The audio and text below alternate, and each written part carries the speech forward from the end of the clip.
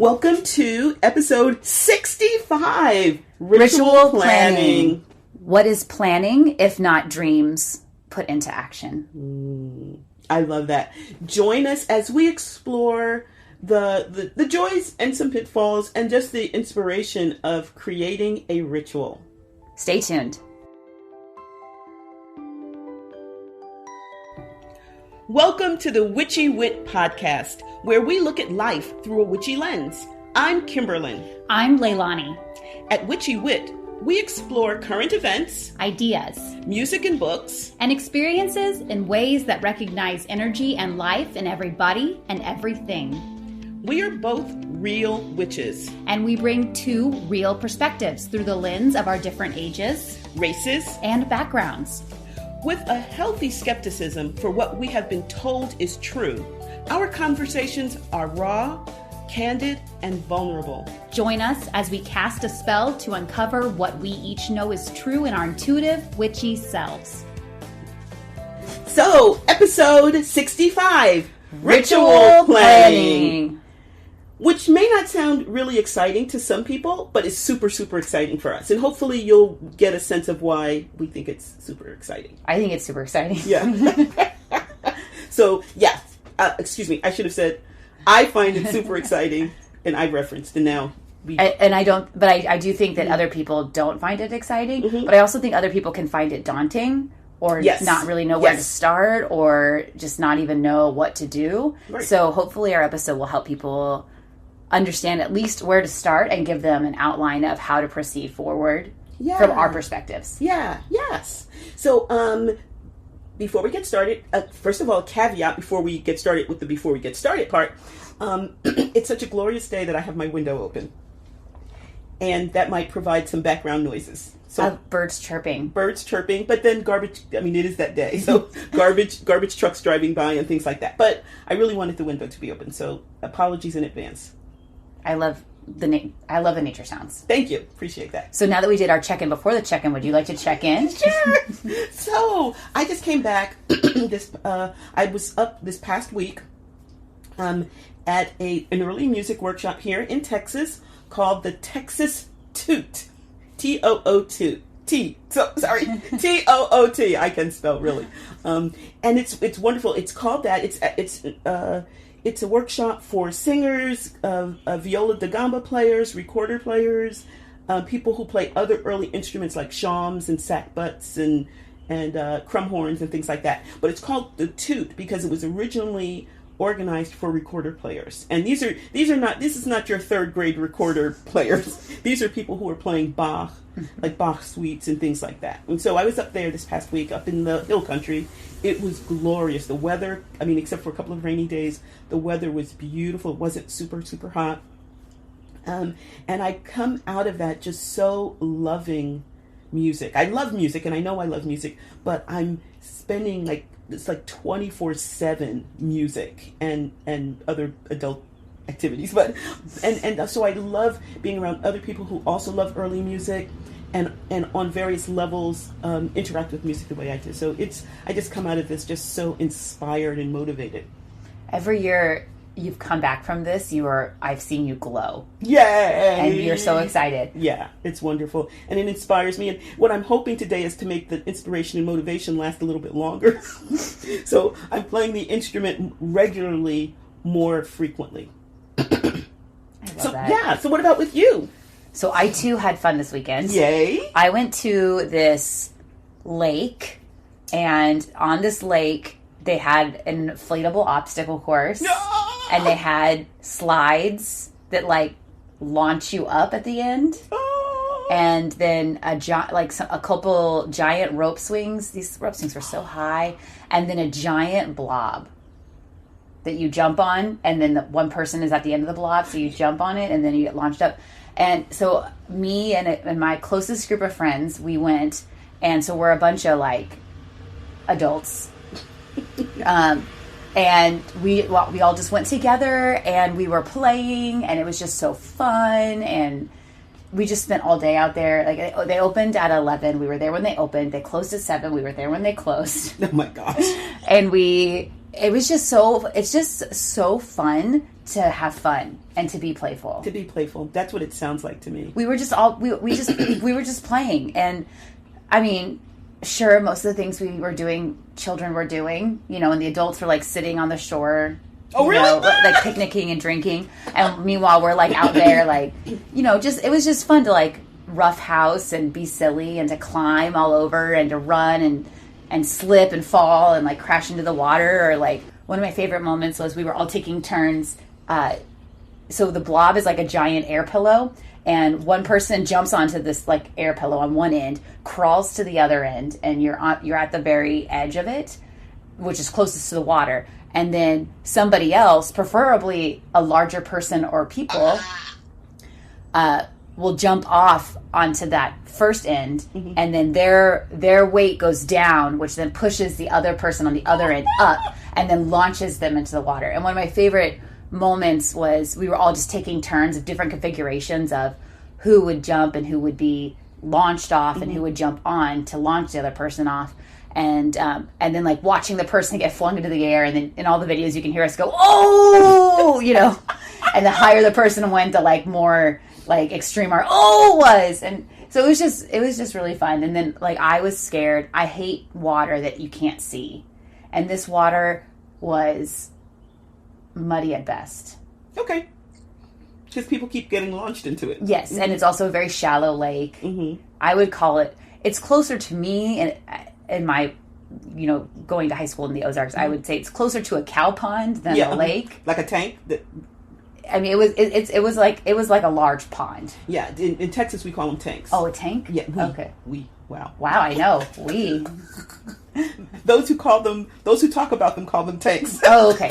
So a tank doesn't have to be like metal or plastic sided? Oh, okay. But it's yeah. That'd be interesting etymologically to go through and see like which. I bet you the lake type of tank came first, and then I think probably some of them are sunk.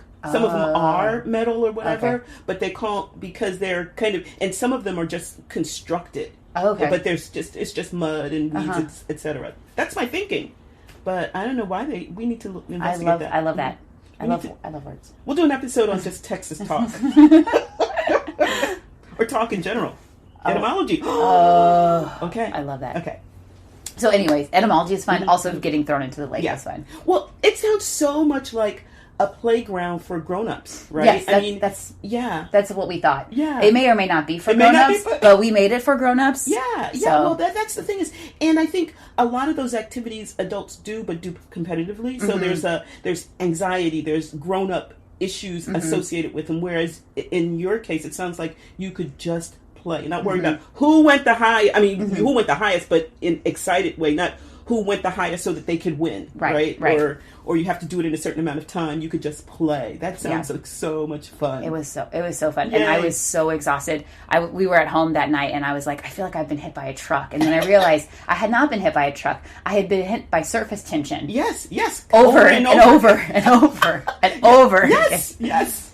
Your body, because your skin is an organ, right? And your organs have been bruised over and over and over again. Oh my gosh, yeah. Well, it sounds like a lot of fun. It was lovely, and a nice end to your semester. To the school year. The only tooting that happened was me when I hit the water. So I'm connecting that back so that now we both were tooting this past week. I appreciate that. That's lovely. Thank you for the connection. So shall we move on to ritual planning? Yes. Yeah. So I just want to say that I love that we're doing this episode.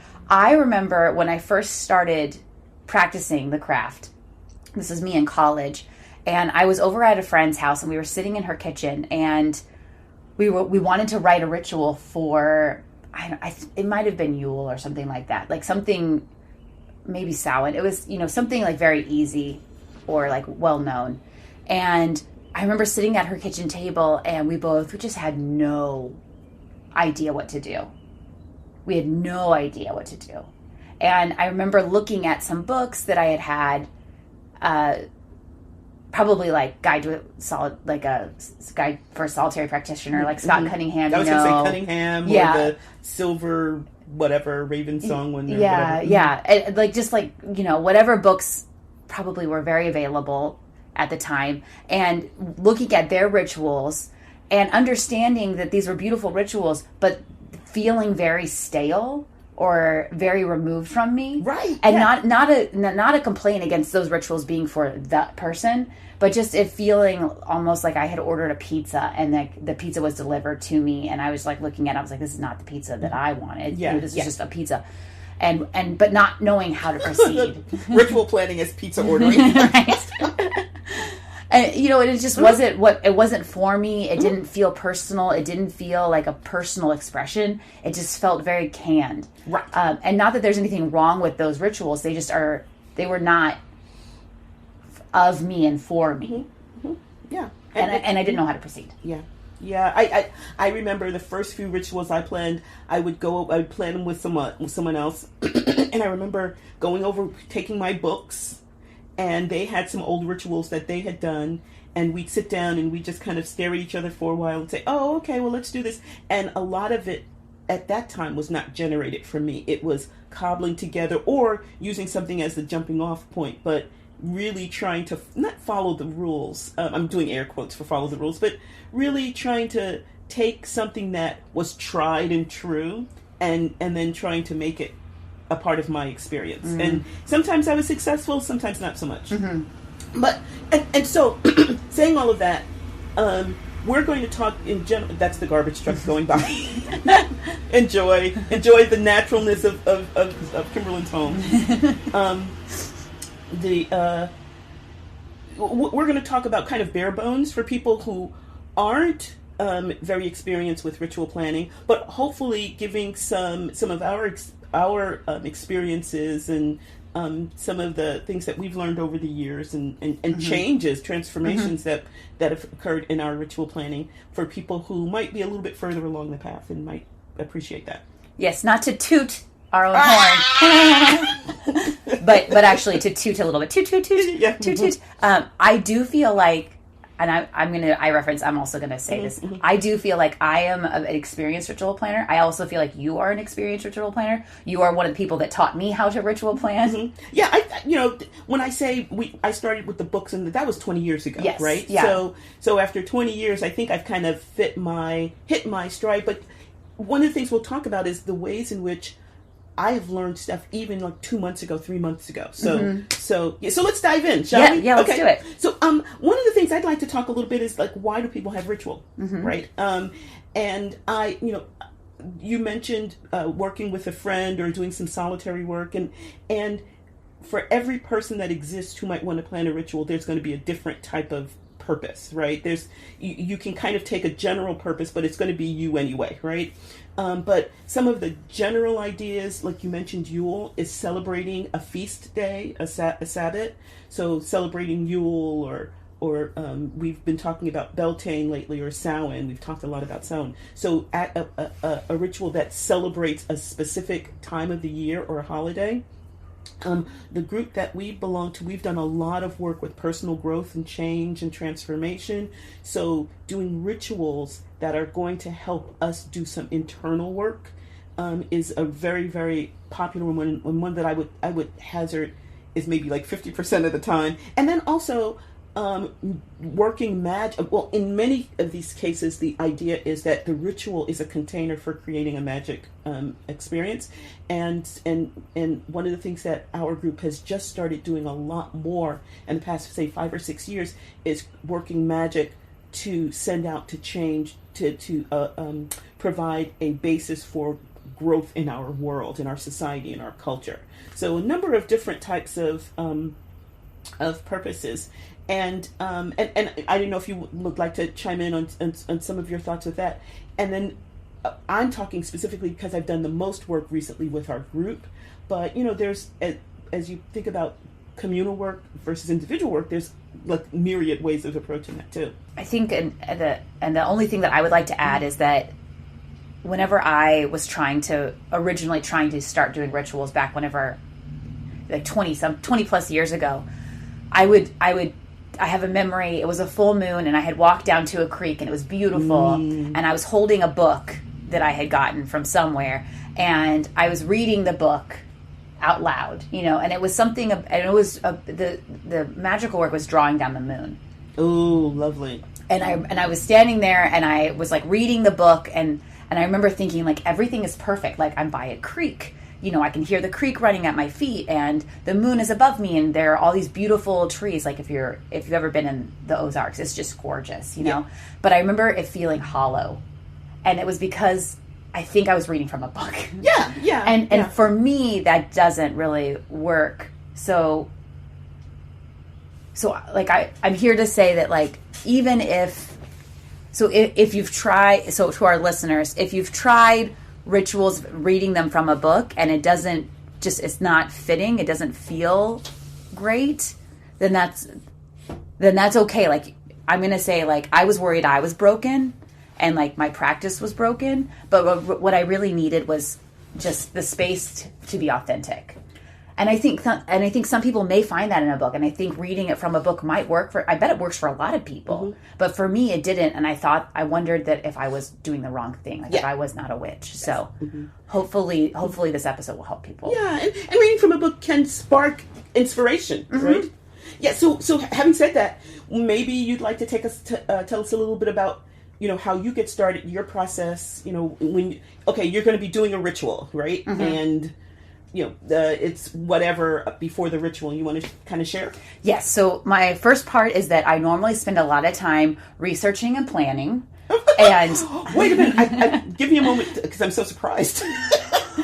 So I dug to try to find this one ritual mm-hmm. where I really learned this lesson, mm-hmm. and I could not find the digital copy of it, but I remember it, but I wanted to like find the digital copy to share it with you, and I couldn't find it. But I was doing a star ritual for our circle. This is years and years and years ago, and I had decided, okay, we're gonna like do eggs. We're gonna decorate these like symbols of fertility. Mm-hmm. You know, and so I started like, when I would use eggs, I would like open them very carefully and blow them out, mm-hmm. you know, so I had all these beautiful eggshells, and I'm like, this is what we're going to do. And then I did all this research about the symbols, and it was going to be great.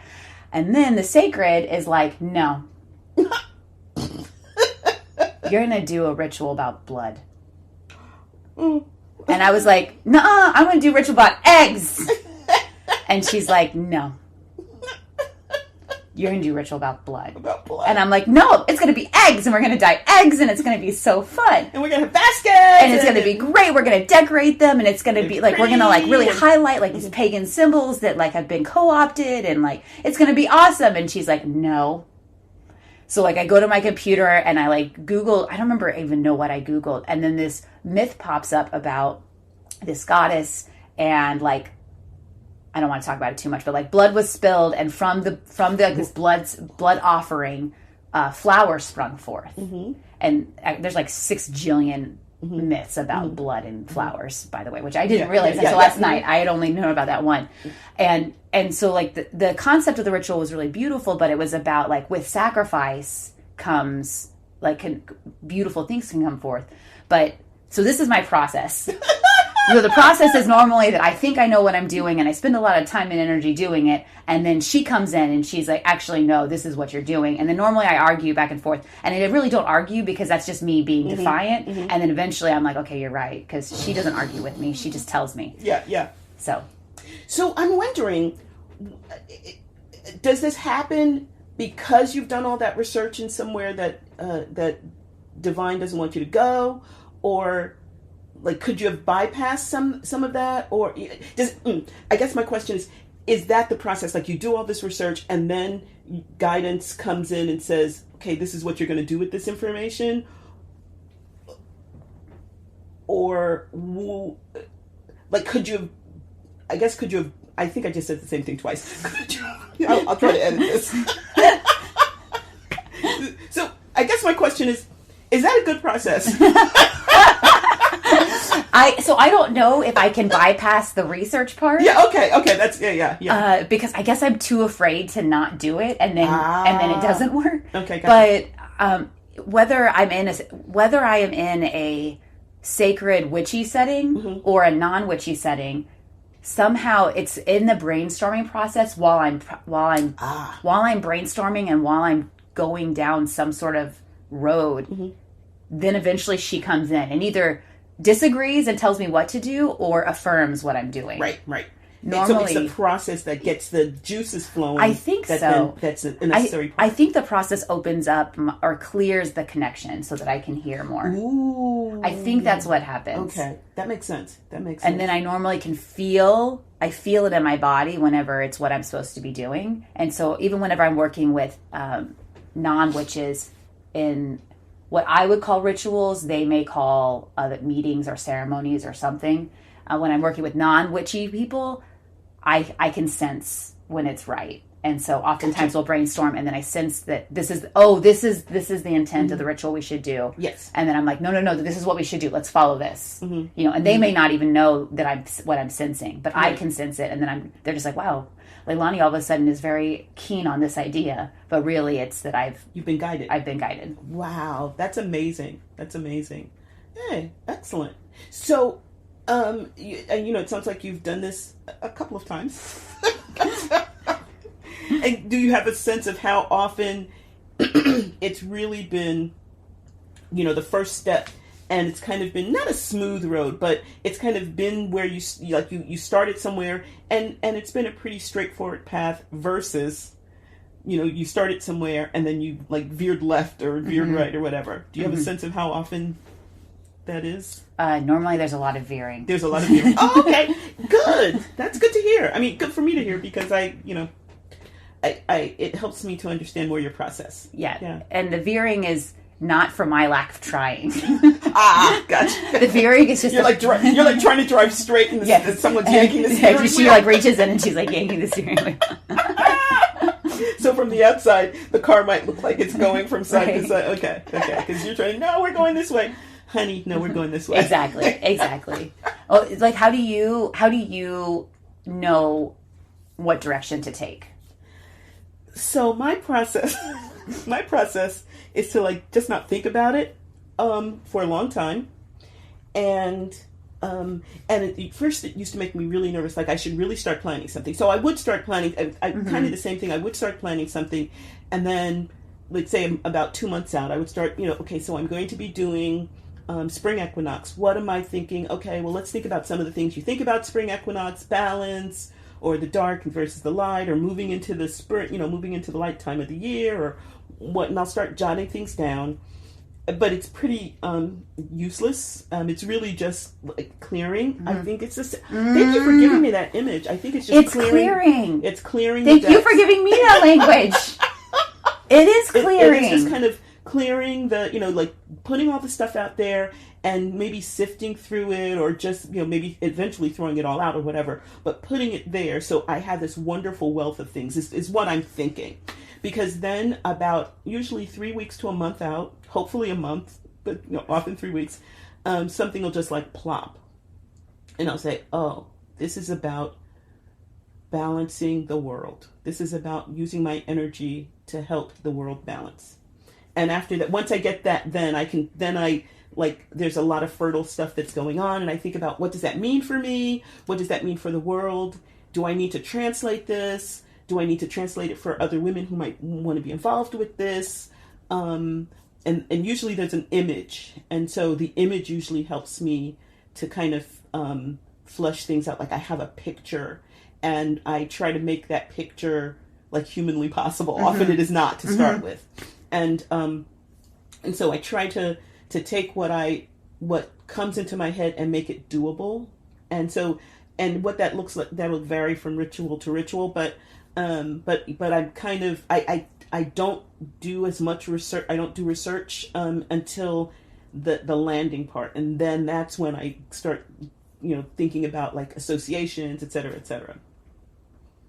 Two different perspectives. Yeah, and that's such a different process, and yet it seems very similar in a lot of ways to me. I think the inner work might reflect each other, might resonate for each other. Yeah. But I have found if I try to do too much work in advance, it's just usually paper that gets thrown away. So but kind of the same way, I do have to do that to kind of realize all the stuff that I don't want to do. So that I think that's it for me. So then that brings us, I think, to if we could talk about parts of the ritual. Yeah. And for me, the most important part is what comes next for me, which is the intention. The intention. Yeah. So actually, let's do this. Let's talk really quickly. Let's just do an overview. Okay. And then we can go back in and talk about each one individually. How's that? Okay. Yeah. So so the intention, without the intention, you have, it's pointless. I mean, because it's literally the point, right? It is pointless because So it's the point of the ritual, and well, let's go to the we're already diving into the weeds. So there's setting the intention for it, and we can come back to that. Then there's usually some way of getting from the mundane world into the sacred world, and some people call that purification. Some people do a grounding, and then a purification where you're purifying yourself of the mundane world as you go into sacred and I space. think we've started calling it clearing in our circle. Yeah. Well, yes, we'll talk. Yeah, yes. And then after that, we would normally cast a circle. And this creates a sacred space and a safe container with which to do our magic and separating the magical world from the mundane.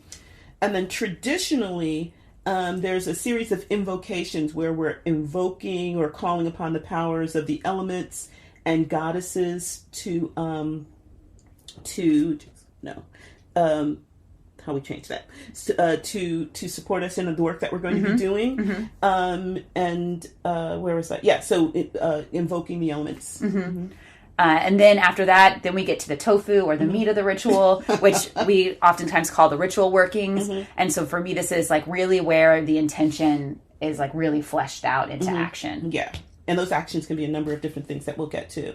And then at the end of that, there's either like some sort of way of charging the working, which may be a part of the working itself, but might be a separate set of the ritual, often raising energy either to charge whatever the work that we've done, or to send it somewhere, or to manipulate it, or something like that. That is by far my favorite part of the ritual. Yeah, because it's energy, yes. And it usually involves some sort of dancing or whatever, or some sort of physical movement. Yes, yes. Then after that, this is actually my second favorite part of ritual is the benediction. So after that, then somebody in the group speaks to the group and talks about all of the things that we have done. On a mundane level, it's kind of like remembering everything that we've done, but on a magical level, for me, it's sealing that work and remembering and sealing in that energy that we've just worked with. Yeah. And then traditionally, there's devocation. So we've invoked all of these things, we've brought them in, and traditionally the thinking is that, okay, you brought them in, you've got to let them go. For a number of different reasons, which we'll get to later. And so just in reverse order, let's say you invoked the elements air, fire, water, earth, and then you invoked a goddess. On going out of the ritual, you will thank the goddess or release the goddess or whatever, devoke, and then you'll devoke the elements in reverse order. And then again, continuing to go out the opposite that we came in, then we would open the circle as a way of re-entering the world. Yeah. And then often, to make sure that we're safe to go home, we've talked about this on a number of different occasions, we'll have cakes and ale. So that it's very grounding. So if we've been flying high from the ritual, make sure that we don't run stop signs or just like start floating away in our cars on the way home. Yeah. And just a fact, we call it cakes and ale. That's like the traditional name. Oh, yes. But like our group, we don't use any drugs or alcohol. So it's normally like water, coffee, and food. Good food. Plenty of food. Fruit and cake and also cakes, definitely cakes. And then, so another part of the ritual that we haven't talked about, but is often a major part, I think we've kind of moved away from it a bit in our circle, is altar building, because it kind of comes out of the intention. And it's often a part that can be the focus of the ritual, but the building of it usually reflects a lot of the intention of the ritual. Oh, and then another part of ritual planning is who's going to actually do the things. Who's going to plan the ritual. who's going to do the stuff, right? So there's the actual initial planning, and then there's actually who's going to call the elements, who's going to devoke, what's going to happen in the ritual, what number of people do we have, who's going to play drums for the, and so creating ritual teams is another part of that, and we'll hopefully talk a little bit more about that today or another time. One thing about ritual teams that I want to say is that we in our circle, we have really embraced this idea that there's somebody who's spearheading the ritual team, and then we gather people to be on our team. But that person who's spearheading cannot be doing like aspecting or like mind altering Ask work. us how we know. Because then that's like having the person who's driving the vehicle let go of the vehicle, like let go of the steering wheel. Yeah, exactly. Like, it flowed off. Yeah, so in years past, the person who was in charge of it would often say, okay, well, I'd like to aspect the goddess. And, we thought, that's a great idea. This is their this is their baby, that type of thinking. But we've learned that we need somebody who's going to stay a little linear to keep everything driving forward, because as we have noticed, and as we noted in a number of our episodes, please reference when witch shit goes bad. Yes. There's and aspecting. That's not always the best plan. We really need someone who is going to have one foot on the ground, literally. Yes. Yeah. So we talked about some of the traditional parts, but we've talked about the parts, but let's kind of dive into it a little bit, and then we can talk about some of the things that have changed. So you want to talk a little bit more about intention? I do. And again, I think that almost everything on this list we could spend hours talking about. Yes. So I'm going to try to be very, very brief. But intention for me is the most important part of the ritual, because it speaks to where the ritual is going and why we're doing this. And so I'm just going to make up an intention right now. So like if we were doing a ritual, it's summer right now. So an intention, it might be like basking in the glow of the goddess's warmth. We open our minds and bodies to the heat of our passions. Ooh, I just made that up. I love that. So that ritual might be all about like warmth and heat and like going after our passions, but like that, whatever I just said, I don't even remember what I said. Like that would be like the intention of the ritual, the whole thing. So everything that if somebody is like, we should paint and I'd be like, well, then how does that come back to, we should meditate. Well, then how does that meditation tie back into our intention? So if it doesn't fit the intention, it does not fit in the ritual. Yeah, exactly. The intention is, and sometimes it's basically you're celebrating Samhain, but how are we specifically celebrating? I mean, there's tons of ways to celebrate Samhain. So it allows us to really focus on something and allows us to go deeper, as opposed to us just doing like every Samhain idea and it being kind of, I don't want to say shallow, but because there's a beauty to breadth as well, a beauty to expansiveness. And if that's a part of the ritual, if that is the intention of the ritual, that's lovely. I tend to like to dive deeply, go deep, come back up with the bends or whatever. but there's the intention tells us if we're going to go wide or if we're going to go deep, and how we're going to go wide and deep. So that it's a wonderful guidepost, and often it changes over the course. Have you found that?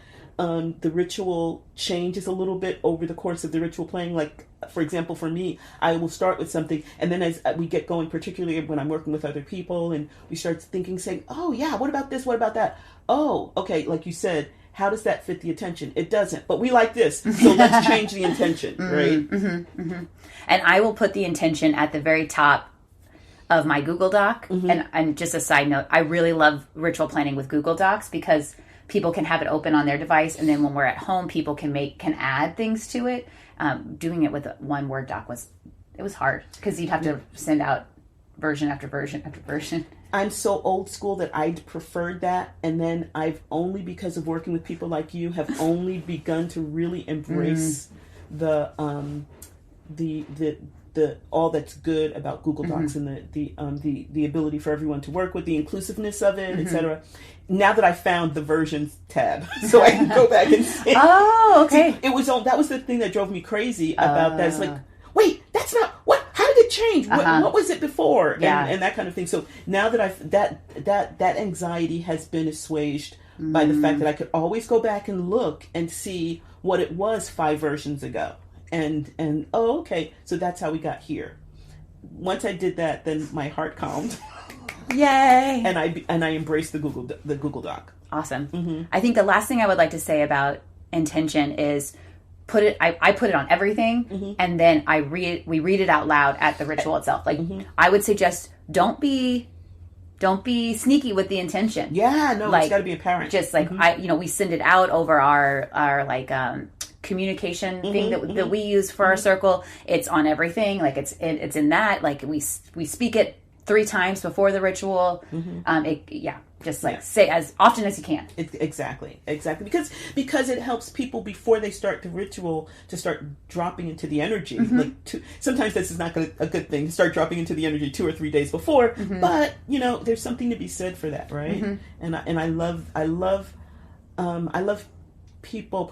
We're talking specifically about our communal rituals, but I love people knowing in advance and being able to start doing some of that work on their own level individually. So it might not be what we're going to be doing on the night that we have our ritual, but they get to kind of create their experience or co-create the experience. Yeah, and they might not even realize it. I've certainly had that where I didn't even realize I was doing work with it beforehand. Exactly.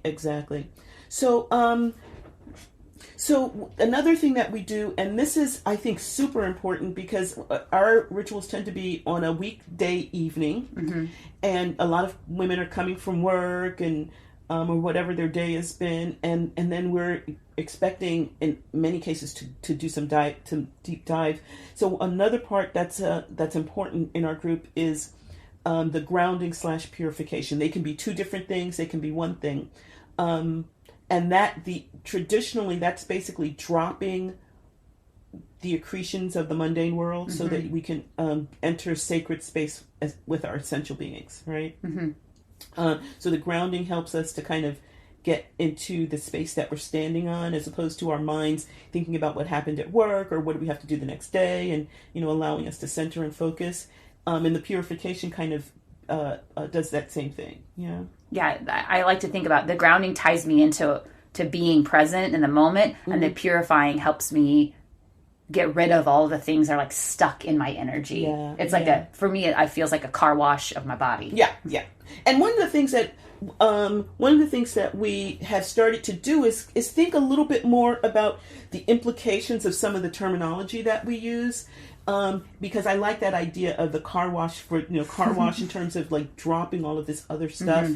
But I think initially the purification might have been purifying our souls for this work, which, I don't know, to me reeks of kind of like Christian, theology that we're sinful, dirty beings that need to be cleaned before we can do sacred work. So we have been moving away from terms like purification and doing more, what are some of the terms we've used?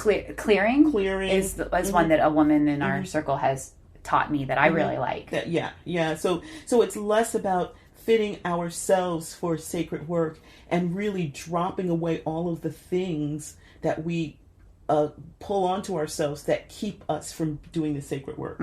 So which I think is so beautiful. I as we talk about some of the traditional parts and the ways in which we've moved into a different expression of it, I just think it just highlights how thoughtful our group and the women in our group can be. Yeah, and I love that. I mean, I was taught to call it purification. I was taught that that's what it was called, and that's what we did. And I love that. When we've come up with these ideas on how we can be more authentic, we've moved to that, and I don't feel any shame around the fact that that's what I used to think. I just feel grateful for somebody pointing out to me, like, hey, what if we started doing this? Like, I think that fits our energy better. I'm like, oh yeah, that does. Yeah. No, exactly. And so as we start talking about some of these things, I've been saying traditionally, because it may not necessarily be the way our group expresses it right now, but there are beautiful aspects of it, and you will see this in a number of different ritual plans or ritual opportunities. Okay. So fun fact, my least favorite part of ritual is grounding. And I wonder why that might be. I'm like, no, let's get to it. Let's go. I don't want to stop. Well, it's so funny because I would think because you have so many embodied expressions that the grounding would be great. Is it just that you feel like it's a time sync? I'm already there. Oh, okay. Oh, okay. Gotcha. Okay. Like, I'm already... So you are so embodied that you're grounded already. I'm already there. Come on, everybody. Let's do this. Okay. So normally I'm just standing there and I'm like, pretend to be involved so that everybody thinks you're involved so you're not distracting to other people. Pretend that you're doing it. Gotcha. Okay, now everybody else is here. Let's go. Wow. Okay. Thank you. I just outed myself. I know. Now I will never look at you the same in a grounding. I'll give you something to do. How's that? Then our next part is casting circle. And I think that is so important, not because that place is any better than any other place, but it provides... So let's talk a little bit about casting the circle. So casting the circle is when we get together as a group. Usually we're literally standing in a circle of in our case, women, but it can be, whatever. And we're creating a sacred space.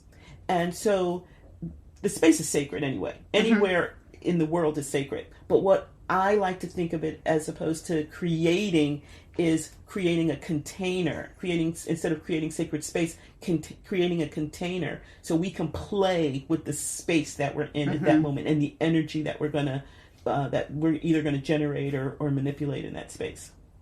And I think a really easy way of casting circle is saying hand to hand, the circle is cast, and reaching out. And when I say that, I reach out and I grab the hand, and then we just go around and it's just, you're literally holding hands with people. Otherwise you can visually see a circle especially if you're by yourself, visually seeing a circle around you, so it can be a physical circle. We've made physical circles with things. Like with yarn when someone's remembered to bring it. And we've made it with, I know we've made it with branches before, we've made it with rocks, we've made it so you can physically do it or you can visually or in your mind do it. Yeah. Some traditional ways people actually walk around the perimeter of the people standing in circle and with brooms or with magical devices and actually create what I would consider like a rune circle or something like that. So it can be a number of different things. I personally, you mentioned the hand to hand. I love the whole thing, the hand to hand. Our circle is cast, and that goes around. Every woman does that to the woman next to them, and then heart to heart, where you touch the heart, and then spirit to spirit. The only problem with that is as we've gotten older, because what happens is while you've said spirit to spirit, you bring your hands up above your head, or some people say mind to mind. And then while it goes around the circle, your arms are starting to shake. Tired. What? Okay, energetically, my arm is up in my mind. I see it in my mind. So that's the only downfall. But that's one of my favorite ones. But we've done so many ones where we've created an intimate space by looking into each other's eyes, and so there's a number of different ways you can do that. And if you go online, there's millions and millions of ways of casting circles that you'll find. All right, now it's starting to get really exciting for me. Invoking the elements. This is where I start getting real excited in ritual. Okay. Yes. Well, so here's the thing. So, first of all, this is basically calling upon various entities to help us in our work. Basically, it's inviting people to my party. Yeah, it's inviting people to your party. I love it. That's right. And you're the party planner. Yes, so, I am. Yeah. Yes, So you want to talk a little bit about that? Yes. So first of all, I'm not inviting people to my party. So this is another thing, like we talked about, like really shifting the way I think about things. I used to think, well, you call the elements in. Well, actually, I'm not calling them in. They're already here, and they will be here long after I am gone. So this is just tweaking the way that I think about it. So for me, it's acknowledging their presence and their sacredness, and then asking to work with that energy and bring the energy that they have that is here into the sacred work that we're doing. Exactly. Yeah. So that the term invocation, we haven't found a really good one, but it's requesting their aid or something like that, and so traditionally it's the elements, so air, fire, water, earth. And calling on various aspects that are going to support the intention of that ritual. And that's the thing I love about it. Air has so many different associations. As you would know, if you listen to our air episode. Please go back and we have an episode on each element, including air. Including air, finally. And so yeah, and so there's different elements, different aspects of air that will be useful for that specific ritual, and how we approach it is going to reflect that intention. That's the beauty of that intention. But one of the things that I think is so important as we think about those requests is acknowledging the fact that it's there already, it's sacred already. We're just asking for a little touch of it for that ritual. Yeah. And speaking of invocations, another thing that has changed has been instead of just the elements and the goddess, a number of traditions have expanded the aspects that they call upon, the aspects whose power they call upon for ritual. You want to talk a little bit about that, or I can? Calling upon the ancestors and descendants is like a thing that is not super familiar to me. And I did it for the first time, really understanding what I was doing this past month, where we called upon the ancestors and then the people who will come after us of our circle, and that was pretty powerful. Oh my gosh! I as a Black woman, my lineage had worked with. I never had. My lineage had worked with ancestors as part of their spiritual expression, and even tapping into that just a little bit was super powerful. I had to get over a number of different kind of mundane problems with that, not really knowing who my family is for past 100 years or whatever. But when I did tap into it, it's incredibly powerful, and there's so much work that can be done with that. But other things, and this is one of the things I love, is that we're not just talking about our physical ancestors, but acknowledging ancestors of place. So one of the things that we have been doing is, it's kind of twofold. We've been doing land acknowledgements, and that's just recognizing that as members of a 21st century governmental entity, that we live on land that was not given to us. And legally I may own this house, but this house I own this house by virtue of a government that pretty much took it from the people who were here for various reasons, et cetera, et cetera. So an acknowledgement of that, of our awareness of that relationship with the land, but then also calling upon the land, so invoking the power of the land, and that could be a part of earth, but it could also be all of these aspects, calling upon the power of the trees, calling upon the power of the insects and the bees, and so expanding the ways in which we can draw power into the work that we're going to do. I think is pretty powerful. It is. And you gave a land acknowledgement at our last ritual, and I was so moved by it. Yeah, I can't remember what exactly, because sometimes I just start and then just let it go. Just let the land speak through me, because it can say it much better than I can. It was beautiful. It was really moving. Thank you. It was really Thank moving. you. And so then invoking or calling a goddess. So sometimes we might invoke a goddess into our space. Sometimes there might be aspecting, which we have a episode about aspecting. If our listeners would like to go back and listen more about that, because that's really awesome. It is very awesome. Awe-inspiring, awesome, and fun and challenging. So and watching the person transform is so much fun. Yeah, I've actually not recognized you before. I remember you said that once. Yeah. Yeah. So sometimes we might aspect, sometimes we might not. Sometimes we might call that energy into our circle. It just depends on. It doesn't have to look one way. Yeah, and that's, I think, we have kind of a traditional roadmap for ritual.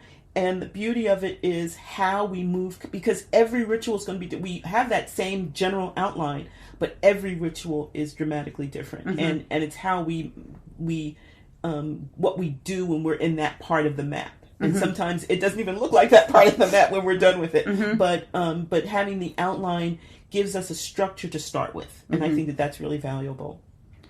So then we move on to the ritual working section.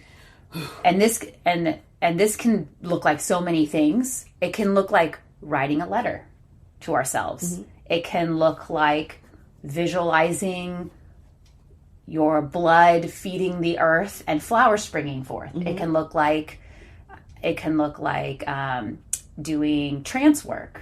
It can look like moving around through portals into other planes of existence. Exactly. Yeah, creating runes. We've done that. Oh, yeah. We've journaled. We've danced. Mm-hmm. We've taken baths. We've taken baths. We've run out in the woods, mm-hmm. in the fields. Crafting shields. We've crafted shields. We've had Vasilisa take us on trips, mm-hmm. on a pilgrimage. Mm-hmm. It wasn't a pilgrimage. What was it? It was a not the pilgrimage. It's the opposite. The one, the penance. It doesn't matter. But the walk where you're doing penance. Mm-hmm. Yeah. So it can look like a lot of different mm-hmm. things, but again, just going back to, does it serve the intention? The intention. Yeah. Yeah. There's when we talk about workings, that's again the tofu, the meat of the ritual, but often by the time we get to it, we've done work with all of those other elements that mm-hmm. I've just mentioned so far. So it's really kind of the culmination of that, and it can be. It is super powerful. Mm-hmm. It can be kind of intense. In some cases, and in some cases, I will be honest, I've sat through some and I thought, well, mm-hmm. Yeah. Okay, well that was interesting. Mm-hmm. And sometimes I haven't engaged. Sometimes I go much in a different direction from, like, they're saying, okay, and now we're going to walk down the path towards Breed's Forge, and I'm nowhere near. I'm like totally different. Mm-hmm. Yeah. And I've learned, at first I used to feel kind of guilty about that, but now I've learned to go with it. Mm-hmm. Yeah, I think there's a real freedom in each person can experience it differently. Exactly. But the fact that we're all experiencing something together in this container is what's mm-hmm. really magical. Mm-hmm. And then someone's favorite part of the ritual is energy work. Yeah, so after the work, after or during or a part of the working is, what are we going to do with the work that we've just done? Is it internal? Is it internalized? Are we sending energy out? Do we need to seal it so that the work can then work within us, while we're out, shopping or whatever? But this last part kind of brings that energy to a climax, or seals it, or pushes it deep within our mm-hmm. psyche or something like that. And that's where often there's some drumming and singing. Mm-hmm. Mm-hmm. Yeah, and it might be high energy, like mm-hmm. you said, like raising it, or mm-hmm. we might use the drums and the singing as mm-hmm. a tool to help lower that energy mm-hmm. deep mm-hmm. down and mm-hmm. push it into our bodies or into an object. But however it is, the idea is that we're here and we've done this work, whether you're alone or with a group. And so now using the magic of energy to really like seal off whatever it is. Yes. Yes. And so we're talking about this. It's two different witches, mm-hmm. two different perspectives, and the work that we've done, and your experience might be totally different. And we'd love to hear from you mm-hmm. if that's the case, mm-hmm. and share some of the ways in which, you've done energy work, you've done your workings. I'd love to hear mm-hmm. What kind of things that might be floating mm-hmm. around with you. There are really cool ritual tools to use, ritual technology for energy, and I'd love to do an episode on energy. Yeah. But there is an art and a science to it. Oh my gosh. Yes. And whether you're inside or outside, proximity, like things like that really matter. How vulnerable you are, how much you know the other people you're working with. All of those things can really impact how the energy works. Totally. Yeah. Okay, then my next favorite part is the benediction. I don't know why I love the benediction so much, but I love giving the benediction. Yeah. So, why? Well, you don't know why. I was going to say why, but you don't know why. I'm not exactly sure. I just know it comes right after the energy work, which is my favorite part. And then I love standing in, oftentimes literally standing in the energy that we've raised, and then being like, man, we have done so much shit. This is fucking awesome. Mm-hmm. But in magical words, It's spiritual words. Yeah. Mm-hmm. Look at what we just did, mm-hmm. and let's remember all that we've done before, because I mean, we're like almost an hour into this podcast, and we're talking about the pieces of the ritual. Like, we've done a lot by this point in the ritual. Yes. And I like reflecting on, like, hey, remember? We ventured to the other side of the veil. We talked to our ancestors. We learned what it is that we're supposed to do, and now we've come back. Like, we've done a lot, and let's honor that. Yes. Yeah. And that beautiful moment where everybody's just soaking it in. You know, like, we've been doing stuff, we've been doing this, we've been writing letters, and now we're just sitting still and, like, in all of the magic that we've created. Even if we've sent some to our president or whatever, you know, there's still some that's there. And I love that.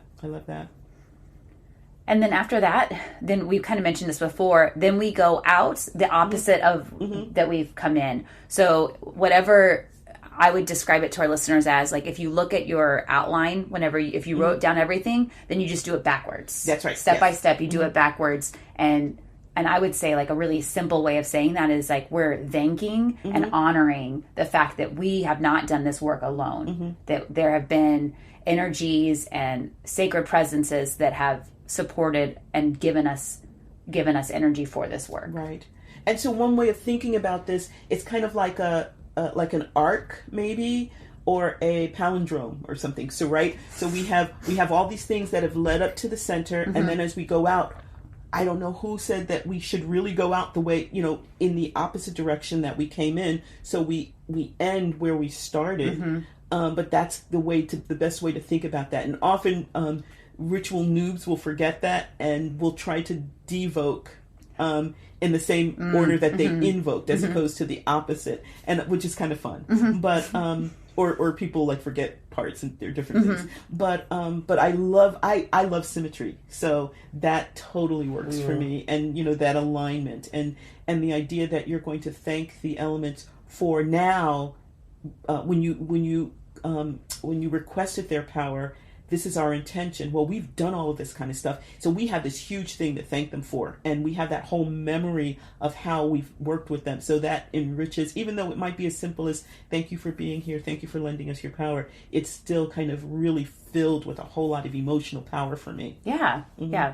I think this is an easy part of the ritual to forget or rush through, but, like, it's rude. Like, I wouldn't throw a party and then I brought cake and dip and hummus and then chips. I just ghost. And then it's like my party, bye. And then I'm like, bye. You know, like, after I ate all your cake and ate all your chips, you know. Thank you so much for bringing your chips. And it was great to have it in the party. Right? Like, you wouldn't do that. Like, and like, that's a person. Like, we're talking, like, sacred energy here. Like, I really don't want to. Like, they're much huger. Right? Like, I would not want to do that. Yeah. So for me, because if I'm tired or it's late, you know, I'm like, oh my gosh, like, I just want to be like, thank you, you know, move. But I have to really remind myself, like, no, this is really important. It's just as important. It is. It is. I think it's actually even more important. I would say that it is even more important. Yeah. And then finally, we open our circle, and there's a number of different ways our group sings a song. Not as a rule, but we've sung it enough time that one time we didn't do it. Yes. And one of our women was like, the fuck? What the fuck? What the fuck? You were not singing the songs. So we now call it the fuck when we do the ritual planning. It's like, what the fuck? Instead of actually the name of the song. But we tend to do that. But it can be something, some people, like, clap and snap to release the energy. Some people do, like, whatever they did in the casting, they do it in reverse to open the circle. It can be a number of different things. But the basic idea is that we've created all this power and we're going to release this and go to our homes, but it's going to still be a part of us. And so part of opening the circle is acknowledging that everything that happened in the circle has made us different. We're different from when we came in. I like to think about, like, the circle being like a bubble, and then when we open the circle, we form all these, like, if there's 20 women in our circle, we form 20 little bubbles. Yeah, oh, okay. That pop off of the big bubble, and then I, like, soak that bubble into my body, and then I carry that bubble home with me. I love that. Yeah. And so, and then just to make sure that we all get home safely, that's when we have, like, we mentioned the cakes and ale, or the coffee. And this might seem like kind of mundane, but it is mundane in an important way, in that it will help ground me back So eating things like dark chocolate or something heavier to like really pull me back into the mundane world where I have to drive, I have to operate a vehicle and obey stop signs. Which I often don't do after ritual if I'm not careful. Like I have hit those speed bumps on that road going so fast. Like, well, but does the speed bump then give you a little bit of perspective? It's a real mundane way of shaking me back into my body. So good. I'm glad it's there. So just like, again, like it might seem silly, but it's really important to remember to come back into your body, because people have gotten hurt before in the world, like not being grounded. So like really grounding ourselves, and then also taking that time to connect with the community. We've just done some really vulnerable work. Like, now let me sit shoulder to shoulder with these people that I care about and either talk about that or talk about, their family, or talk about what they're going through, or, and just like connect with them in another way. Yeah. So as we think about this, as we think about ritual planning, I think the most important thing to recognize is that we talk about an outline structure, and then it becomes, we just, that's our starting point, and it becomes a physical representation or expression of the intention. And that's the most important thing to recognize, is that all of these things that we're talking about are just kind of building blocks for this this full experience that is the embodiment of this intention. I think I've given myself some like flack about, I'm not very magical. I'm too linear. I'm controlling, and I want to like do all this stuff, but then like, I'm not really a witch, because like I'm just too linear, and I'm not like woo-woo enough or whatever. Like this is like crappy things I've told myself. Okay. I was going to say, okay. Yeah. You don't need me to respond. I do not. Okay. I do not. But like in my darker moments, like I've said these things to myself, like, you're not really a witch. You're just faking it because you're really good at being organized. Like I've said those things to myself. And then I came across this quotation once, actually like on the front of a journal that I didn't even buy, but and it like knocked the wind out of me. And it said, what is planning if not dreams put into action? Ooh, say that again, please. What is planning if not dreams put into action? One more time. 3 times makes a spell. What is planning if not dreams put into action? And in that moment when I read that, I actually cried. And I thought, that is magic, right? Like planning, which seems very, in a lot of ways, it's very like mundane and logistical, but it is the container with which I can hold all this sacred intention and create this like sacred experience for myself and for others. You've got a look in your eye. I'm just so in love with you. It's just so, it's just, it's okay. So it's, who's going to hold the basket with the papers and the pencil? Right. But that's got to be done so that the women can stay in their emotional plane, write these letters to spirit or goddess or to the president of the United States or whatever, and do this wonderful work.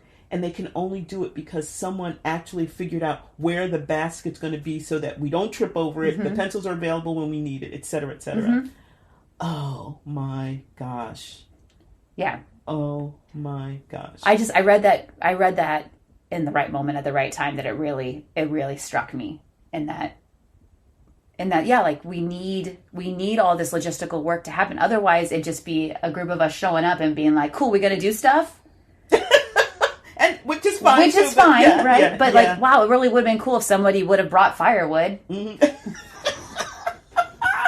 Let's have a fire. Cool. Did anyone bring matches? Do we have a fire pit?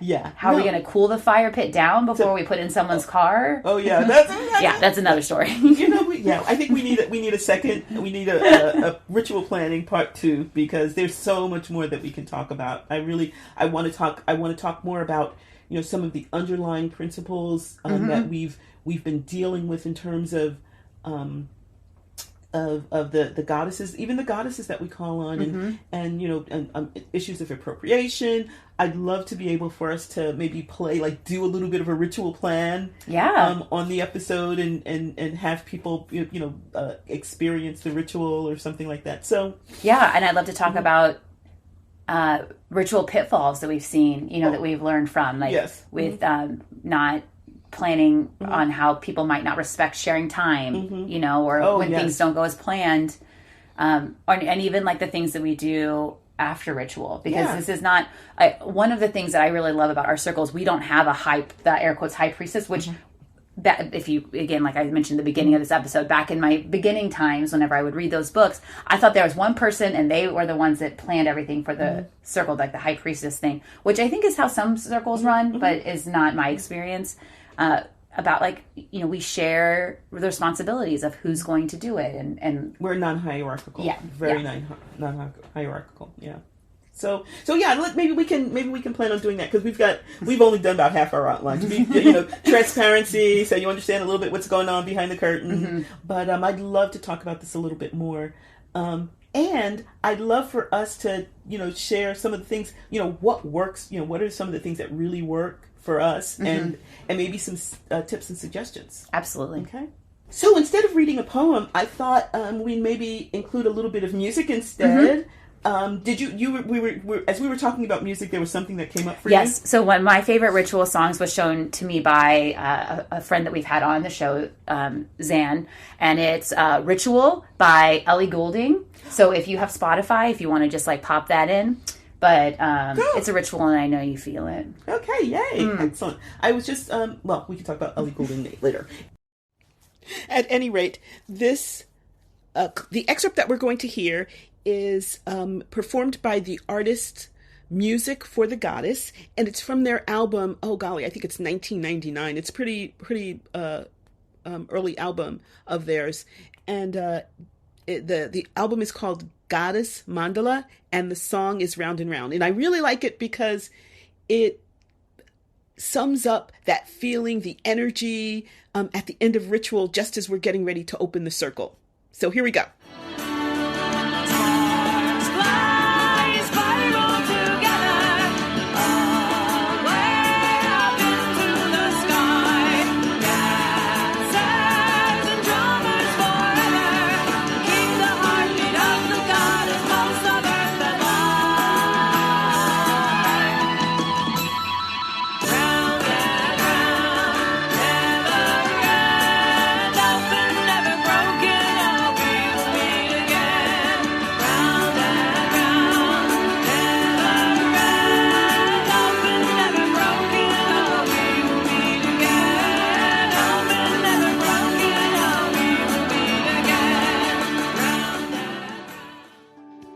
We hope you have enjoyed the magic that has unfolded here at Witchy Wit. It would be great if you would help make Witchy Wit possible and get access to exclusive content by donating on Patreon.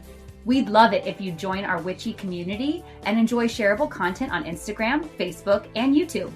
Would you do us a big favor and support us by rating and reviewing us wherever you get your podcasts? It's free and helps witchy folks find us. Feel free to email us at witchywitpodcast@gmail.com. We love to hear from our community. Reach out and let us know what's brewing in your cauldron. New episodes are released every second and fourth Friday. Follow us on your favorite podcasting platform so our episodes go right to your playlist. You can listen as you ride your broom. Stay witchy, y'all!